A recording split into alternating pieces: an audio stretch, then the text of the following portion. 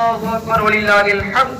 سبحان من أوجب صلاة العيد على كافة المؤمنين من الكائنات وحرم عليهم الصوم في الأيام الخمسة يوم عيد الأضحية وثلاثة أيام بعده متتاليات، والخامس يوم الفطر ضيافة من عنده للمسلمين والمسلمات.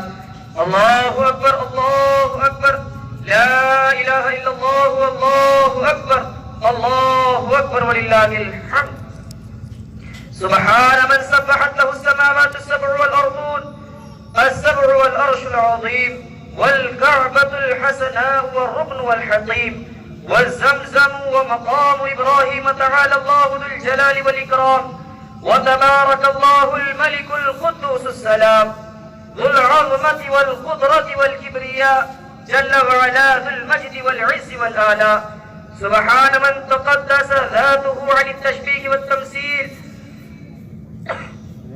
سبحان من تنزه صفاته عن التغيير والتبديل، سبحان من تعطف على البرايا بالكرم والجود وتكفل بأرزاق العباد لأنه الملك المعبود. وعهدنا إلى إبراهيم وإسماعيل أن طهرا بيتي للطائفين والعاكفين والركع السجود، ونشهد أن لا إله إلا الله وحده لا شريك له، ونشهد أن محمدا عبده ورسوله صلى الله تعالى عليه وآله وأصحابه وسلم. أوصيكم أيها الناس اعلموا أن الله تعالى فرض عليكم الحج بشرط الاستطاعة، وأوجب الأضحية لطفا وكرامة، فاجعلوا براقا ومطية ليوم الحسرة والندامة.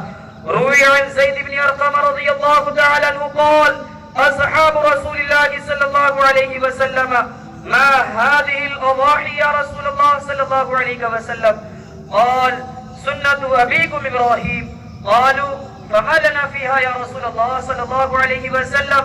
قال: بكل شعرة حسنة سمنوا ضحاياكم فإنها على الصراط متاياكم، ولا تضبحوا أجفاء ولا عرجاء ولا عوراء ولا مقطوعة الأذن ولو بواحدة، وعن كل واحدة منكم شاة سواء كانت ذكرا أو أنثى أو سبع البقرة أو الإبل، وكبروا عقيب الصلاة المفروضة من فجر عرفة إلى عصر أيام التشريق.